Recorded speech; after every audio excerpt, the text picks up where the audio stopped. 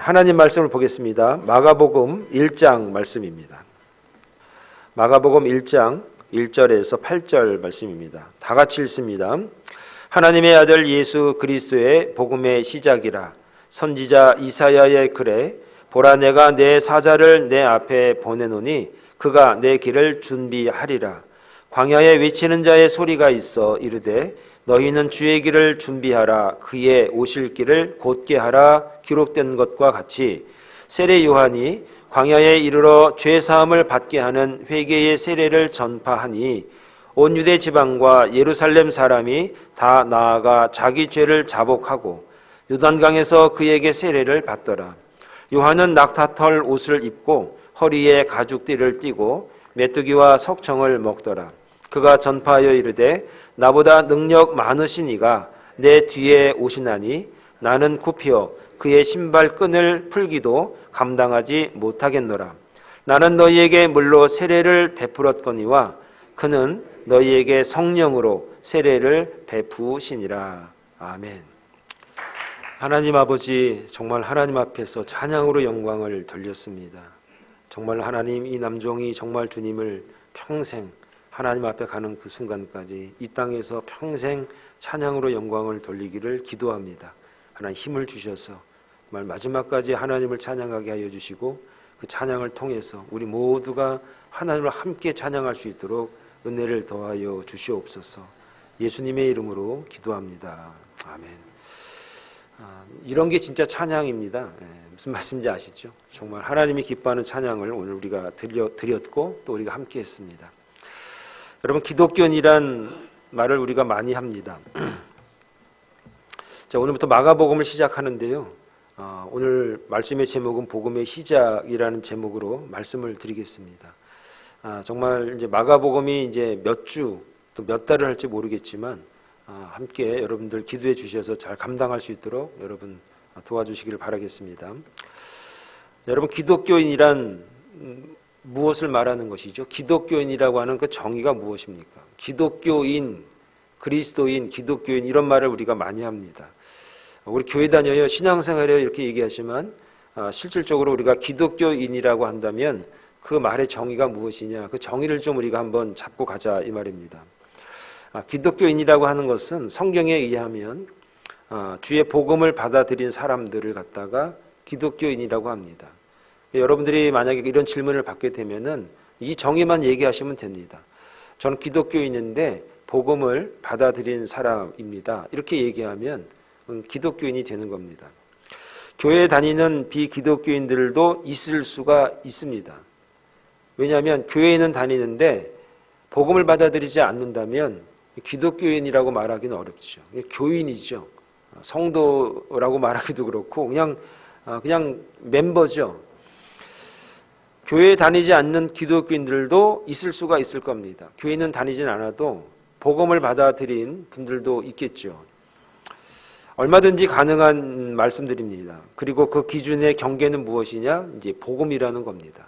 복음을 받아들였느냐, 복음을 믿느냐, 복음을 영접했느냐, 그 차이라는 얘기입니다. 오늘 우리가 마가복음을 시작하는데 마가복음의 저자로 알려진 마가라는 사람은 베드로와 아주 가까운 사이인 것 같습니다. 성경을 쭉 보면은 이렇게 자세히 기록을 한 게 어떻게 기록을 하게 되었을까? 이 베드로라고 하는 그 사도에 의해서 많이 현장적인 증거를 많이 듣습니다. 그것들을 이제 기록을 하는 겁니다. 그리고 이 마가라는 사람은 이 바나바, 우리가 잘 알고 있는 바나바의 조카입니다. 바울과 함께 전도 여행을 시작했는데 싸우죠. 의견이 달라서 갈랐습니다. 덕분에 바울하고 바나바와의 사이도 이게 좀 멀어지게 된 계기가 이 마가라는 사람 때문에 그렇습니다. 그런데 시간이 많이 흐르고 난 다음에 마가가 변합니다. 마가가 정말 진심으로 변하게 됩니다. 그래서 나중에 바울이 마가를 좀 자기에게로 좀 불러달라고 요청을 합니다. 그래서 회복되는 이야기가 서신서들의 기록이 되고 있습니다. 이렇게 이제 마가라는 사람에 대해 좀 얘기를 드렸습니다. 마가복음은 복음서 가운데 제일 먼저 쓰여진 책입니다. 우리 성경에 보면은 복음서가 있습니다. 사복음서. 마태, 마가, 누가, 요한복음이 있는데 이 복음서들 중에서 제일 먼저 쓰여진 책이 마가복음서입니다. 주후 60년이라고 되어 있는데 60년에서 65년 그 사이에 쓰여졌을 것이다. 이렇게 추측을 많이 합니다. 마가복음은 크게 세 부분으로 이렇게 나눠져 있습니다. 내용이 그렇습니다. 첫 번째 부분은 오늘 우리가 읽은 1장 1절에서부터 13절까지의 내용인데 서론이라고 말합니다. 그러니까 내가 이렇게 복음을 이야기한 이유, 복음에 대해서 내가 지금 말하려고 하는데 그 복음이 무엇인지 내가 말한 이유를 서론을 이제 이야기하고 있습니다. 그 두 번째 부분은 마가복음 1장 14절부터 8장까지인데 예수님에 관한 이야기를 쭉 기록합니다. 예수님이 이런 사역을 했고 이렇게 우리에게 은혜를 주셨고 이런 말씀을 하셨고 이런 얘기들이 8장까지 쭉 나와 있습니다. 그리고 8장 27절부터 16장 8절까지 이제 예수님의 죽음에 관한 얘기입니다. 그러니까 마가복음은 가만히 보면은 예수님의 죽음에 관한 이 얘기를 제일 많이 기록을 한 것 같습니다. 예수님의 죽으심에 관한 스토리가 8장부터 16장까지니까 굉장히 길게 기록을 하고 있다는 겁니다. 그래서 마가복음이 마태복음과 누가복음을 많은 학자들이 그럽니다. 연구를 해보니까 겹치는 얘기가 많은 거예요. 그래서 이 겹치는 얘기들이 왜 그런가?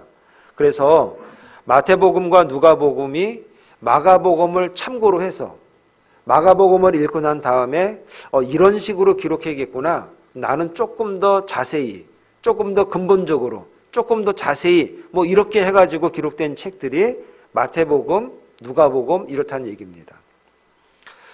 그래서 마가복음을 갖다가 원복음 이렇게 말합니다. 원래 복음, 처음 복음, 시작된 복음, 기본적인 복음, 그래서 원복음 이렇게 얘기도 하는 겁니다.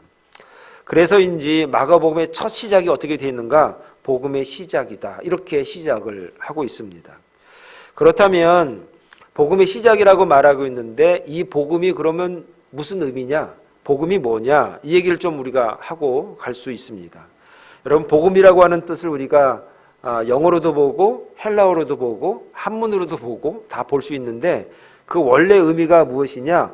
복된 소식이다. 기쁜 소식이다. 이렇게 알려져 있습니다.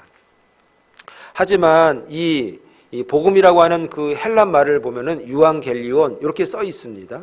근데 이 유앙겔리온이라는 말이 성경에 기록이 되어 있는데 이 말이 그러면 그 당시에 어디에서 많이 썼는가를 알면은 이 단어가 어떤 힘이 있는지를 알 수 있는데 이 유앙겔리온이라는 이 복음이라고 하는 뜻은 황제가 즉위할 때 그리고 황제가 자신의 후계자를 세울 때 그때 쓰는 단어가 유앙겔리온이라는 단어였습니다. 그러니까 왕이 되려고 할 때에 그러니까 나라가 대통령이 세워지고 나면 얼마나 축제 분위기입니까? 그러니까 그때 쓰는 단어가 유앙겔리온이라는 단어란 얘기예요. 그런데 이 유앙겔리온이라는 복음이라고 하는 좋은 소식이라는 이 단어를 가지고 마가는 예수님에 관해서 쓰고 있다는 얘기입니다. 그럼 여기서 우리가 감을 잡을 수 있습니다. 그러면은 마가는 예수님을 누구로, 무엇으로 생각하고 이 책을 기록했는지를 우리가 이제 감이 오는 겁니다. 마가는 예수님을 왕이라고 생각했구나.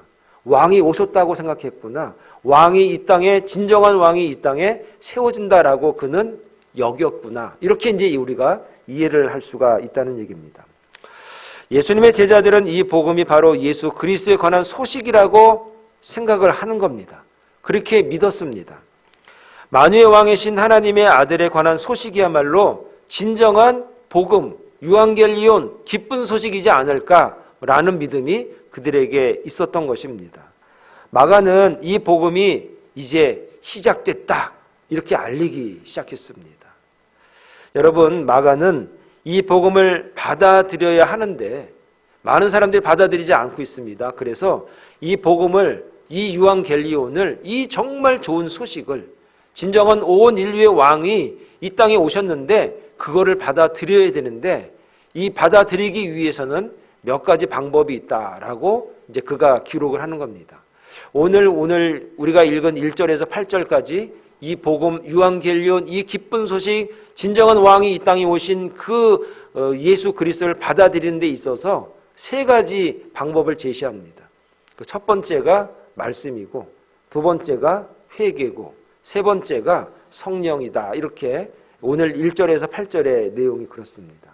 그래서 오늘 저와 여러분들은 이 말씀을 세 부분을 통해서 내가 복음을 받아들이기 위해서는 말씀과 회개와 성령에 관해서 내가 깨닫고 그리고 믿어야겠구나라는 그런 시간이 되기를 바라겠습니다. 그 첫 번째 대지로서 하나님에 관한 말씀입니다. 자, 2절에서 3절의 말씀인데 우리가 한번 읽어보면 이렇게 기록하고 있습니다. 선지자 이사야의 글에 보라, 내가 내 사자를 내 앞에 보내노니 그가 내 길을 준비하리라. 광야에 외치는 자의 소리가 있어 이르되 너희는 주의 길을 준비하라. 그의 오실 길을 곧게 하라. 기록된 것과 같이, 이렇게 말씀하고 있습니다. 마가가 2, 3절에서 인용하고 있는 이 내용들은 그가 생각해낸 게 아닙니다. 자기가 생각하기에 예수님은 이렇다라고 이야기한 게 아니라 이 말씀들이 구약에 있는 말씀들을 가지고 신약의 마가복음에 기록을 한 겁니다. 그래서 이 말씀들이 어디에 있는가를 찾아보면 세 가지 책에 나오는데, 첫 번째 책은 출애굽기 23장 20절에 나오고, 두 번째 책은 이사야 40장 3절에 나오고, 세 번째 책은 말라기 3장 1절에 오늘 읽은 2, 3절의 말씀이 기록이 되고 있습니다. 여러분, 이 세 구절은 모두가 비슷비슷하지만 조금 뉘앙스는 다릅니다.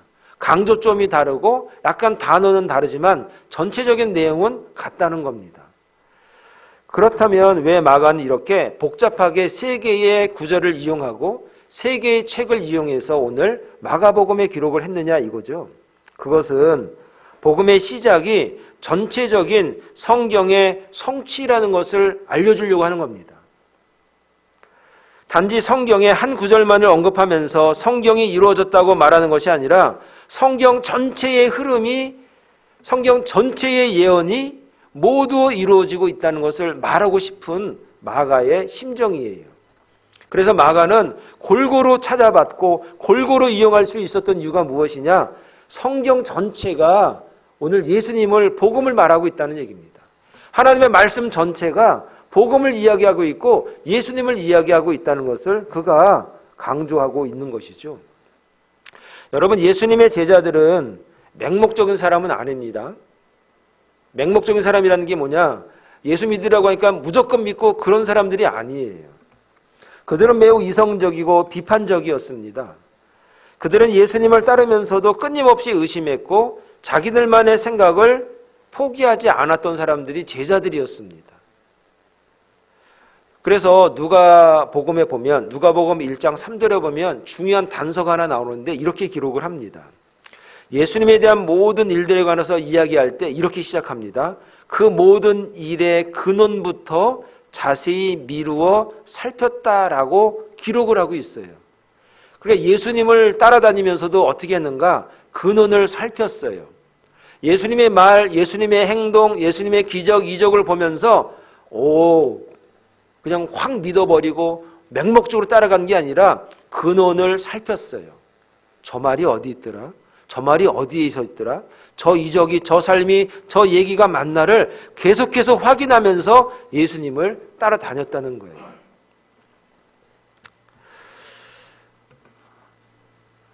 우리는 너무 쉽게 사도들을 특별한 사람으로 그래서 생각할 때가 많은데, 그들은 원래부터 믿음이 좋은 사람들, 복음에 대한 확신에 가득한 사람들이 아니었습니다.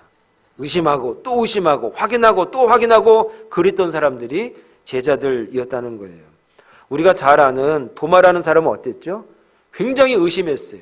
만져지거나 보여지거나 하지 않으면 안 믿었던 사람이에요. 우리가 잘 아는 베드로, 무리를 걸어봤던 베드로, 자기의 장모를 주님이 살려주셨는데도 불구하고 그 사람이 주님을 3번이나 부인을 해요. 나중에 저주까지 않습니까? 어떻게 무리를 걸어가면서까지 주님의 손을 붙잡아서 물에서 건짐을 받은 그 사람이 주님을 3번이나 부인할 수 있을까? 전 그게 참 늘 좀 이렇게 궁금해요. 여러분, 바울이라는 사람은 어떤 사람이죠? 예수 믿는 사람들을 다 잡아 죽이는 게 자신의 사명이라고 여겼던 사람이 바울이에요. 제자들이 다 그랬던 사람들입니다. 그럼에도 불구하고 그들이 복음을 받아들이게 된 이유가 무엇일까? 물론 가장 충격적인 사건은 부활이겠죠. 죽었던 예수님께서 3일 만에 부활하신 겁니다. 굉장히 충격이었을 거라고 생각합니다. 그러나 예수님은 부활하시고 40일 만에 하나님 보좌 우편으로 승천해 가셨어요. 없어요. 이 땅에 더 이상 예수님이 없습니다. 이 땅에 더 이상 눈으로 볼 수 있는 예수님이 없습니다. 예수님의 가르침도 받을 수가 없는 환경이 됐습니다.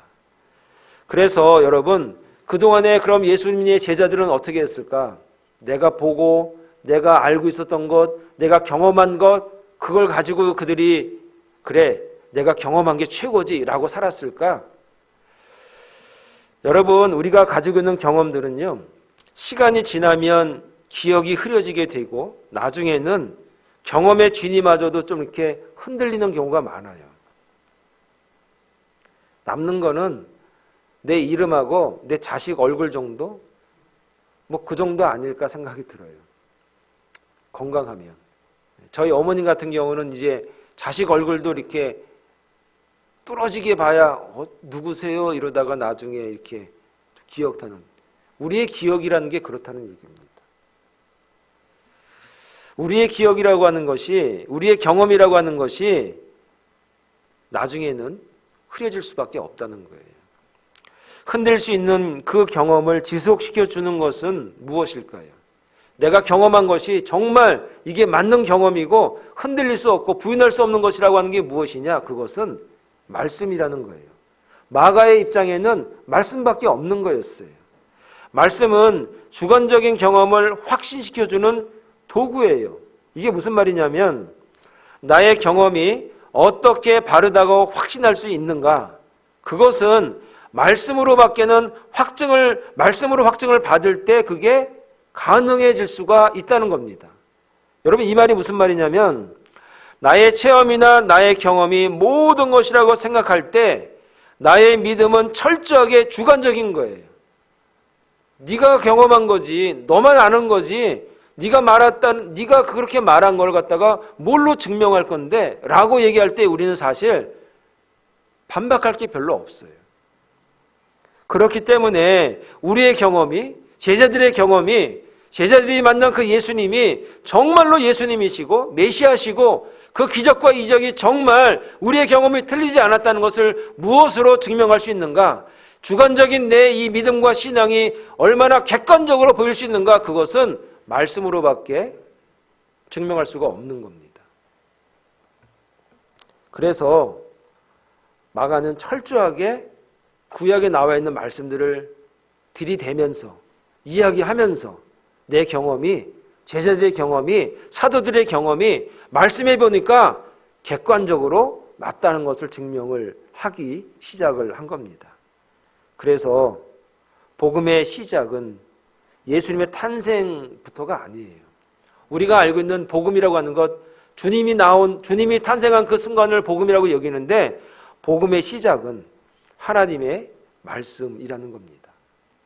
오늘 저와 여러분들에게 주어지는 이 말씀, 구약에 나와 있는 수많은 말씀들, 그 말씀들은 신약을 준비하고 있었고 신약이라고 하는 이 말씀들은 구약을 자꾸 확인시켜주는 도구가 된 겁니다.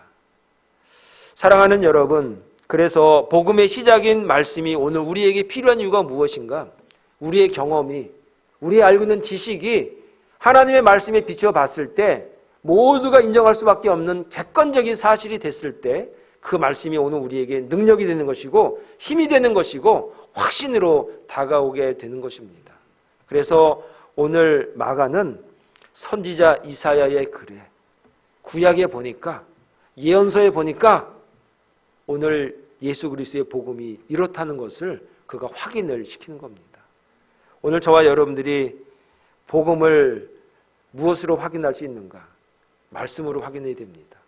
여러분의 기도의 제목들, 응답의 모든 것들이 하나님의 말씀으로 확인되어질 때 그 말씀은 힘이 되고 능력이 되고 내가 살아가는 삶의 기준이 된다는 사실을 여러분 믿을 수 있기를 간절히 축원을 드리겠습니다.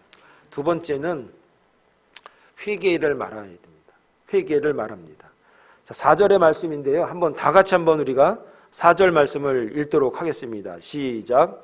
세례 요한이 광야에 이르러 죄 사함을 받게 하는 회개의 세례를 전파하니, 이렇게 기록합니다. 마가가 세례 요한의 등장을 아주 강력하게 표현하고 있죠. 어떻게 표현하는가? 광야에 외치는 자라고 소개합니다. 세례 요한을 표현할 때 광야에서 외치는 자, 이렇게 말합니다. 여러분, 이 모습이, 이 단어가 굉장히 강렬합니다. 광야에 외치는 자, 소리치는 사람이 있다는 겁니다. 그게 누구냐? 세례 요한. 그가 무엇라고 외쳤는가? 주의 길을 예비하라. 주의 길을 예비하는 자라고 소개를 합니다. 광야에 외치는 자가 있는데 그가 말하는 게 무엇이냐? 주의 길을 예비하라! 이렇게 외쳤다는 겁니다. 그러면 무엇을 외쳤고 무엇을 준비하고 무엇을 예비하라는 것인가? 세례 요한이 무엇을 준비하고 무엇을 외쳤고 무엇을 예비하라고 말하고 있습니까? 그게 오늘 우리에게 이제 다가오는 겁니다. 그는 오직 한 가지만을 외쳤는데 그게 무엇이냐면 회개하라는 겁니다. 회개. 4절에 오늘 우리가 읽었습니다. 회개의 세례를 전파했습니다. 회개하고 세례 받으라는 얘기입니다. 회개하고 죄사함 받고 회개하고 세례 받으라는 얘기입니다. 그러면 여러분, 세례가 뭔지를 좀 우리가 설명을 좀 드려야 되는데요. 세례의 본질이 무엇이죠? 세례. 여러분 다 세례 받으셨습니다. 또 세례 받으실 분이 있는지 모르겠습니다. 세례 받았습니다. 세례가 무엇입니까? 세례. 세례라고 하는 것은 자신의 죽음을 상징하는 겁니다. 세례는요, 우리가 이 땅에서 죽은 날을 기념하는 날입니다.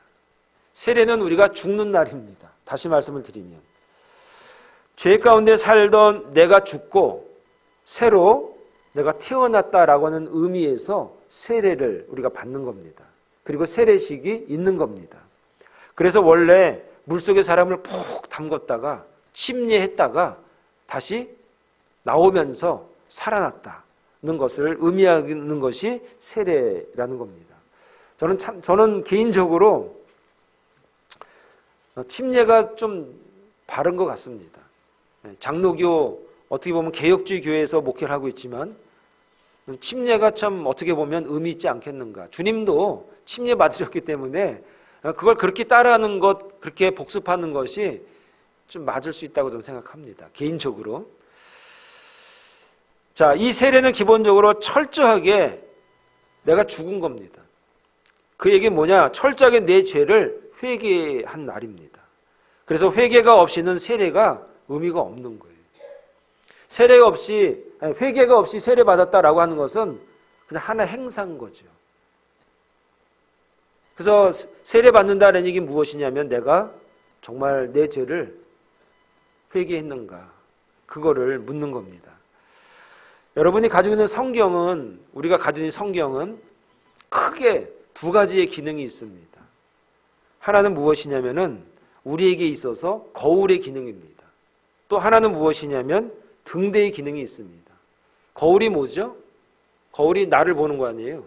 그래서 성경을 보면서 나를 보는 거예요. 그리고 등대는 무엇이죠? 앞을 비춰주는 거예요.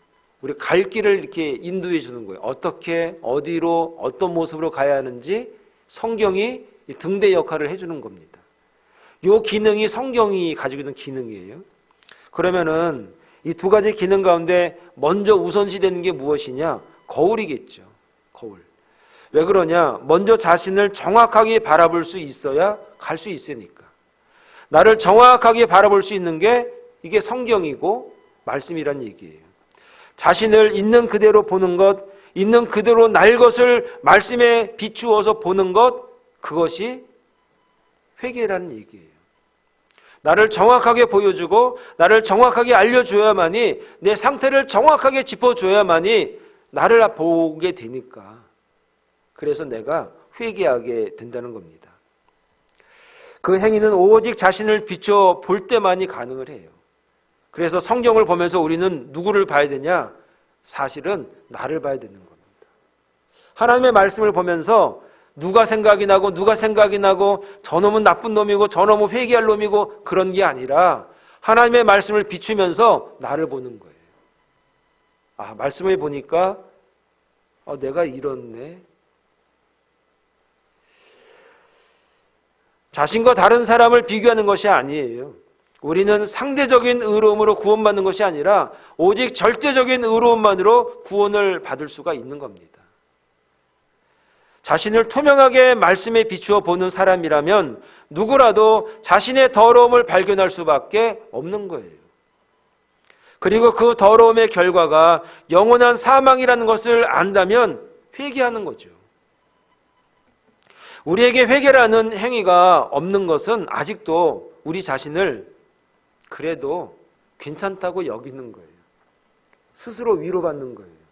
왜 위로받는지 아세요? 세상에 죽을 놈이 얼마나 많은데, 세상에 나쁜 놈들이 얼마나 많은데, 세상에 누구 봐, 저놈 봐, 아직도 멀쩡하게 살아있잖아. 그놈보다 나는 그래도 낫다니까. 이것 때문에 우리가 아직까지도 회개까지 이르지 못하는 거예요. 구원은요, 절대적인 결과인 것이지 상대적인 게 아니에요.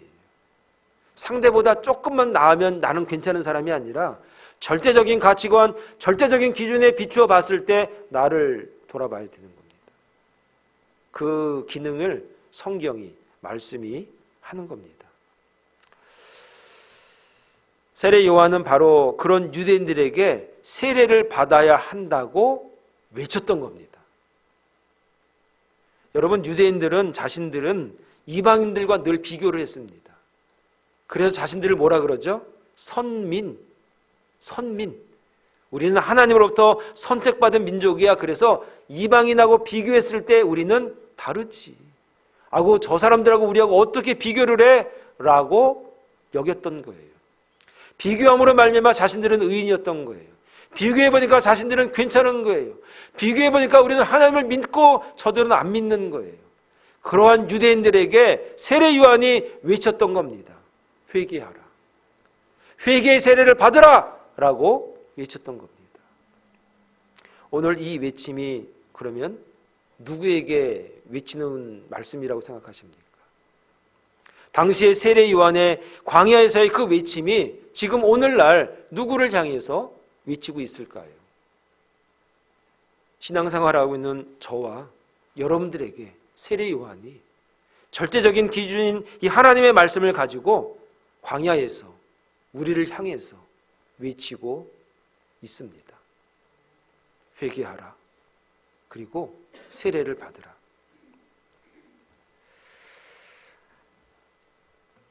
세례 요한이 광야에서 외쳤다는 기록이 있습니다. 저는 광야에서 외쳤다는 기록이 굉장히 의미 있다고 생각합니다.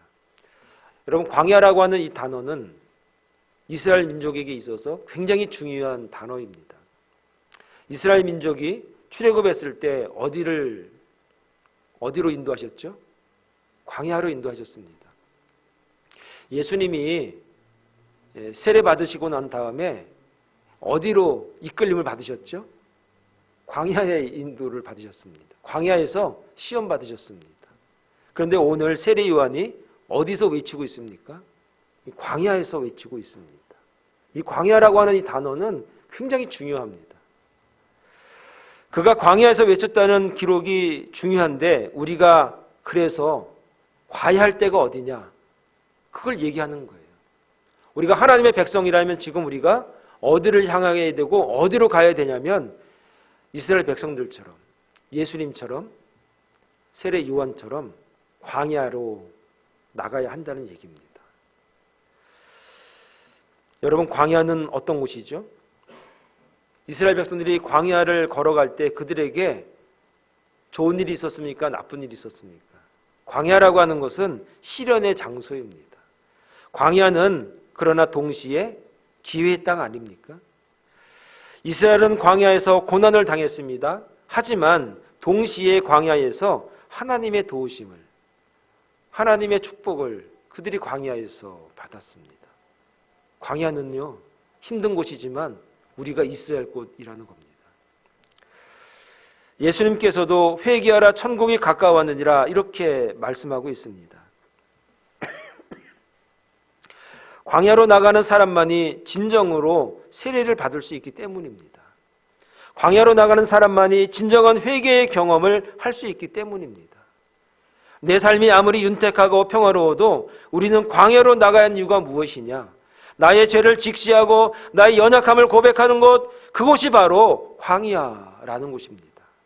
그 광야로 나가지 않고는 어느 누구도 회개의 자리에 도달할 수가 없어요. 도래할 할 천국 앞에서 예수님은 다른 무엇보다도 우리에게 회개를 강조하셨습니다. 회개하라, 회개하라. 천국이 가까웠다. 천국이 곧 왔다. 라고 말씀하십니다. 여러분, 회개는 나의 죄를 뉘우치는 겁니다. 뉘우치는 것으로 끝나는 것이 아니라 돌이키는 겁니다. 그리고 돌이키는 것으로 끝나는 것이 아니라 바른 길로 걸어갈 때에 그걸 회개라고 말하는 겁니다. 주일날 와서 찔리는 정도는 회개가 아니에요. 아, 찔려. 또 목사님이 또 찔렀어. 그걸로 회개가 되는 게 아니에요. 찔림이 있으면 돌이킴이 있어야 되는 거예요.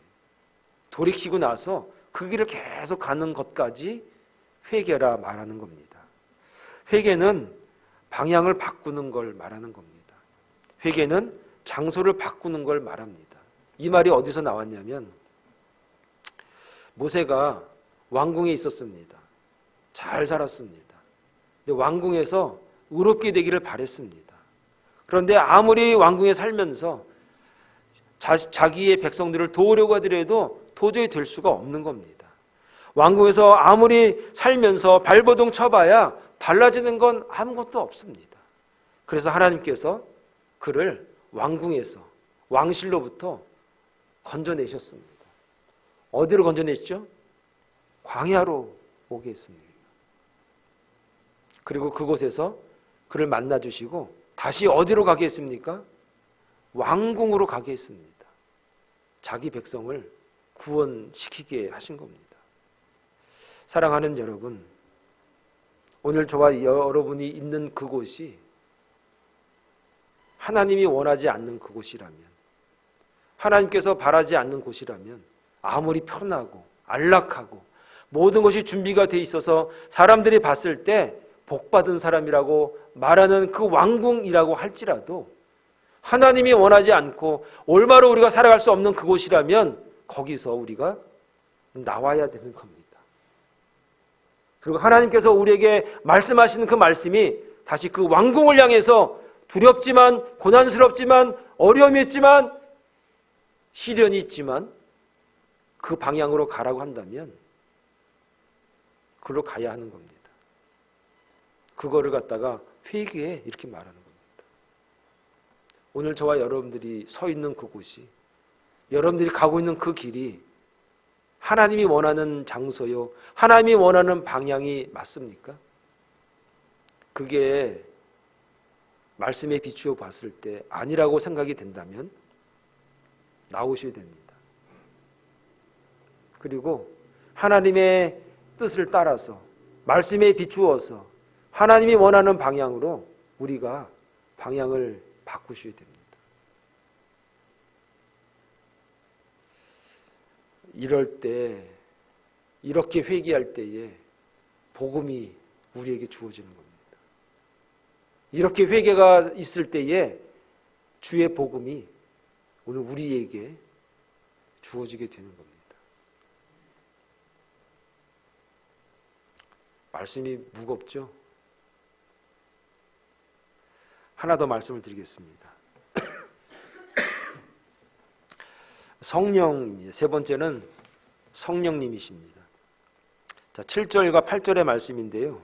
한번 다 같이 한번 7절과 8절의 말씀 한번 읽어보겠습니다. 시작.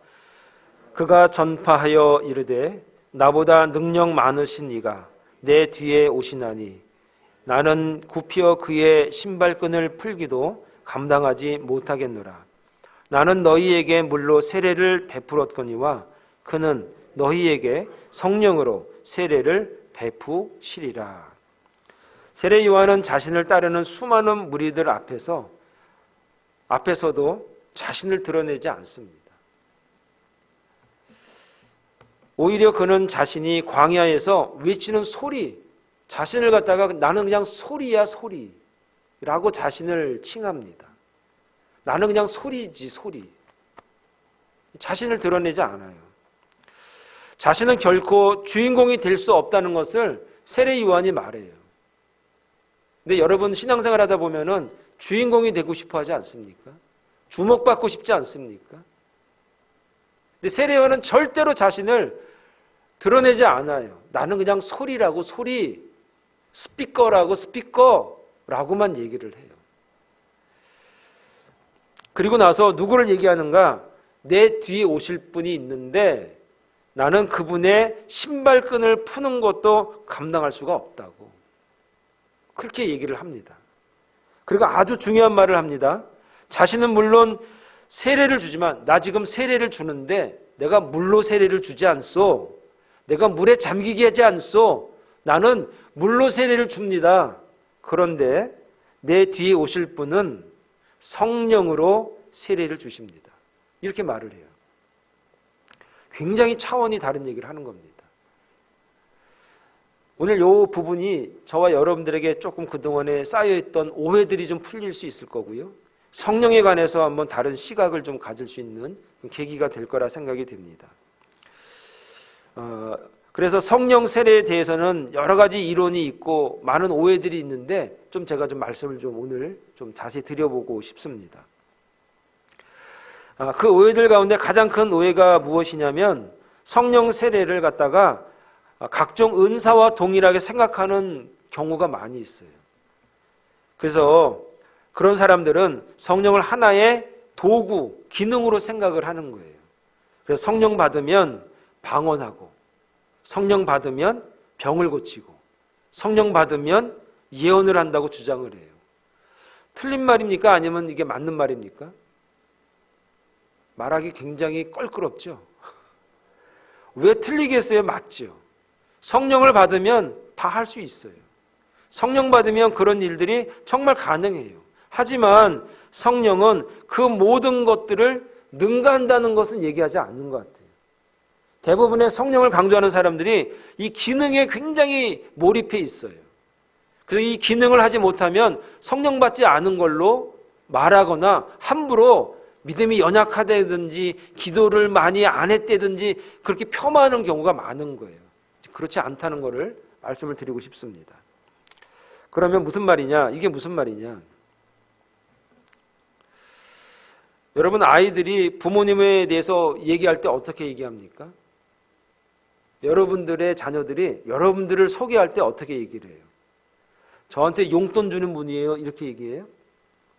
저 밥 해주는 분이 여기 계시네? 이렇게 소개합니까? 그럼 그런 얘기를 듣는 부모가 얼마나 속상하겠어요? 아니 이놈이 엄마를 이렇게 얘기해? 아빠를 이렇게 소개해?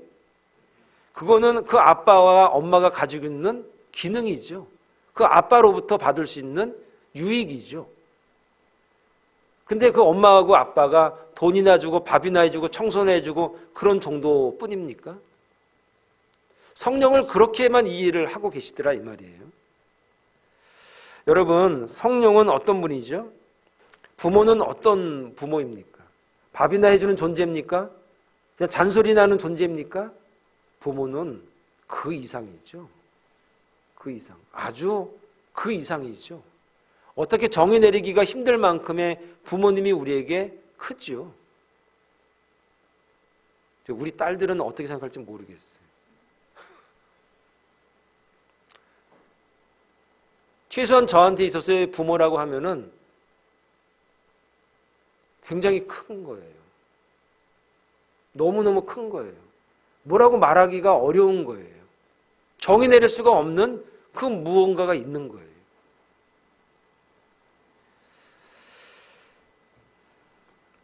성령이 그런 존재라는 얘기입니다. 성령은 어떤 기능이 아닙니다. 성령은 제3위 되시는 하나님이세요. 크고 작음이 아니라 하나님의 다른 모습이라는 얘기예요.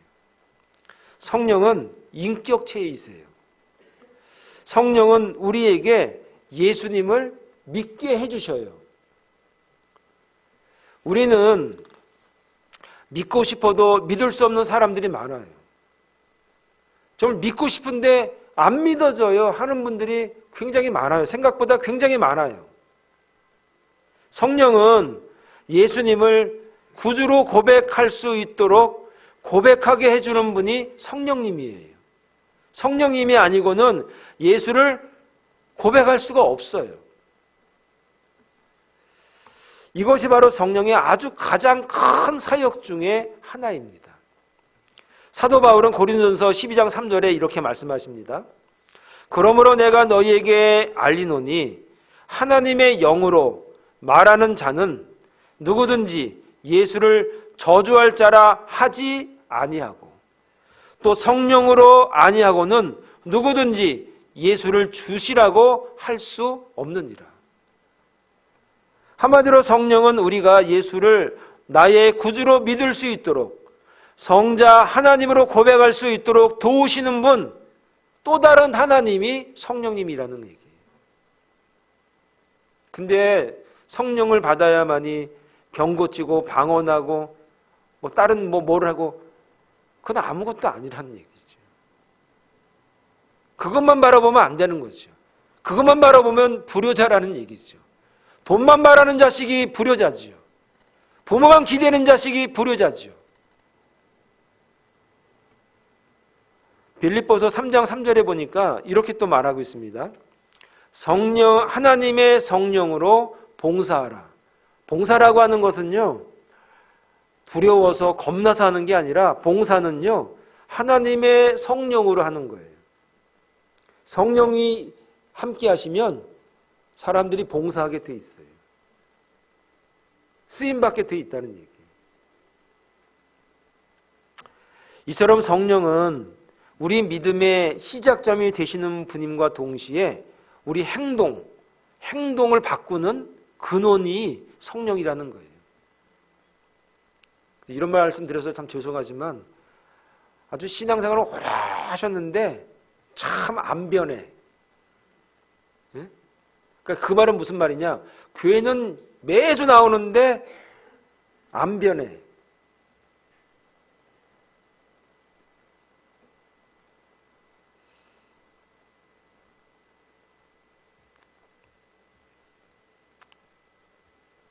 이처럼 성령은 우리 믿음의 시작점이 되시는 분임과 동시에 행동을 바꾸시는 분이에요. 그래서 은혜 받으면 어떻게 되죠? 성령이 함께 하시는 분들은요, 삶이 변해요. 말투가 변하고, 표정이 변하고, 변할 수밖에 없어요.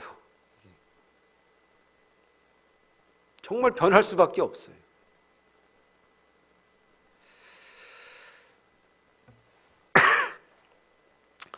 그러면 이런 변화를 보면서 성경에서 뭐라 그러는가? 성령 충만하네 이렇게 얘기를 하는 거예요. 성령 충만하네 이렇게 얘기를 하는 거예요. 그런데 성경을 주의 깊게 살펴보면은 성령 충만이라는 단어가 딱 2번 나오거든요. 성령 충만이라는 단어가 딱 2번 나오는데 어떨 때 나오는가? 예언할 때, 방언할 때 성령 충만이라는 단어가 나와요. 제가 말씀을 좀 바꾸겠습니다. 예언할 때, 방언할 때 성령 충만이라는 단어가 한 번씩만 나오고 나머지 성령 충만이라는 단어가 언제 나오느냐?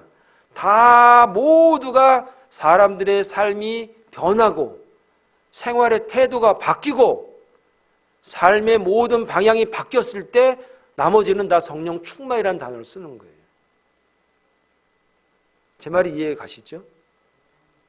예를 좀 들어보겠습니다. 사도행전 6장 3절에 보면은 사도들이 집사를 세울 때 뭐라고 말했는가? 형제들아, 너희 가운데서 성령과 지혜가 충만하여, 성령 충만하고 지혜가 충만하여 칭찬받는 사람 7명을 택해라. 자, 7명 택해가지고 지도자로 세워야 되는데 그 기준이 뭐냐? 성령 충만한 사람. 그래서 칭찬을 받으면 그 사람을 갖다가 지도자로 세우면 그거 맞다, 그래 얘기입니다. 성령 충만해서 방언을 하거나 병 고치면 그거 맞아, 그거 예수 믿는 사람이야, 그거 아주 그거 일꾼이야, 그 방언하는 애들만 다 이렇게 다 지도자 세워, 그렇게 얘기하지 않는다니까요. 어떤 사람이냐? 성령 충만해서 칭찬받는 사람. 여러분 집사님, 권사님, 장로님이신데 성령 충만하셔가지고 칭찬 많이 받으시죠?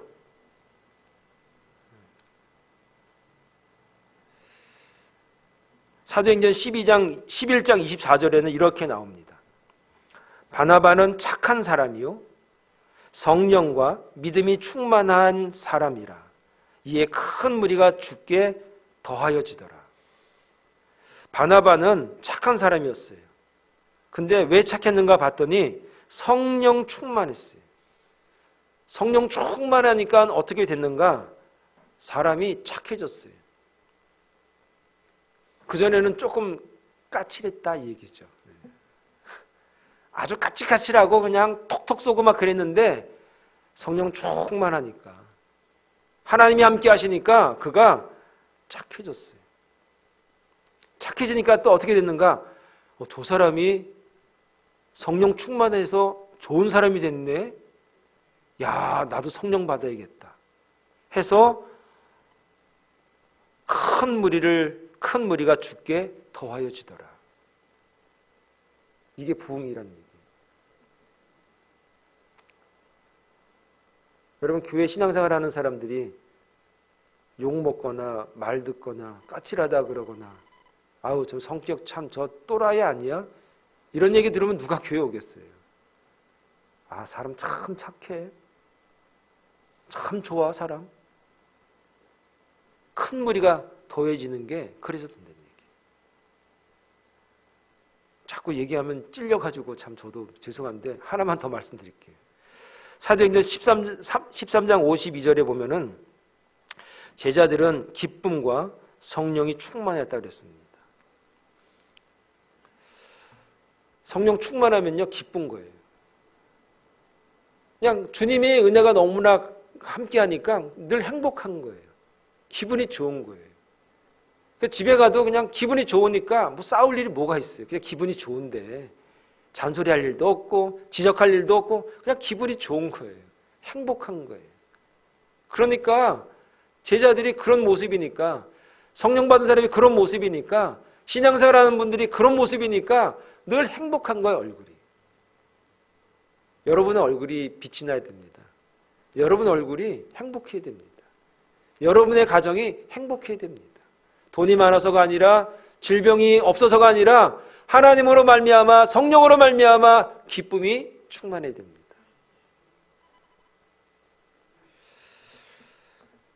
그러면은 어떻게 하면 성령을 충만히 받을 수가 있죠? 그거가 우리의 문제잖아요. 그러면요 어떻게 하면 성령 충만 받아요? 이러는 거예요. 예를 하나 들어보면 충만함이라고 하는 것은 이게 넘쳤다는 거예요. 넘쳤다는 거예요. 충만함이라고 하는 것은 흘러 넘친다는 얘기예요. 흘러 넘치려면 어떻게 되죠? 예를 들어서 물을 갖다가 바다가 예를 들어 강이 있어요. 바다가 있어요. 그 물을 떠서 내 머리에 부을 때 이게 흘러 넘치게 하려면 얼마나 많이 갖다 부어야겠어요. 그건 불가능한 일이에요. 그러면 내 머리에 차고 넘치려면 어떻게 되는가? 물에 빠지면 되는 거예요. 강물에 들어가면 되는 거예요. 바닷물에 다 들어가면 되는 거예요. 그러면 충만하게 되고 넘치게 되는 거예요. 하나님의 은혜가 있는 그곳에 내가 들어가는 거예요. 말씀이 있는 그곳에 내가 빠지면 되는 거예요. 기도가 있는 그곳에 내가 들어가면 되는 거예요. 하나님의 성령의 역사하는 그곳에 내가 빠지고 들어가고 그곳에서 내가 넘침을 경험하면 되는 거예요. 찔끔 부으면 힘만 들고 상처만 받아요. 옷만 젖고. 여러분, 기도의 자리에 나오셔야 됩니다. 말씀의 자리에 나오셔야 됩니다. 성령 충만한 그곳으로 여러분이 빠지셔야 됩니다. 그 물속으로, 그 바다로, 그 강물로 여러분 빠지셔야 됩니다. 하나님의 은혜 가운데 빠지셔야 됩니다. 말씀 가운데 빠지셔야 됩니다. 그 말씀이 차고 넘치는 역사가 오늘 우리에게 있을 때 안 변하는 게 이상한 거죠. 난 원래 그래가 어디 있어요? 안 변하는 게 이상한 거지. 사랑하는 여러분, 말씀을 정리하면 하나님의 말씀을 가까이 하시기 바랍니다. 말씀으로 저와 여러분들의 경험이 확인되어지길 바랍니다. 회개하시기 바랍니다. 우리의 장소가, 우리의 방향이 다르다면 하나님이 원하는 방향과 장소에 여러분들이 나오시기 바랍니다. 그리고 성령 충만하시기 바랍니다. 그러면 그 복음이 저와 여러분들에게 새로운 약속과 소망으로 이 땅에서 기쁨으로 살아가게 하는, 소망 있는 삶을 살아가게 하는 능력이 될 줄로 믿습니다. 기도하겠습니다. 거룩하신 하나님 아버지, 은혜를 감사합니다. 하나님의 말씀에 가까이 하는 믿음의 종들이 되어지게 하여 주시옵소서. 회개함으로 복음의 사람들이 되어지게 하여 주시옵소서. 성령 충만함으로 예수를 증거하는 데까지 이르는 하나님의 백성들이 되어지게 하여 주시옵소서. 예수님의 이름으로 기도합니다. 아멘.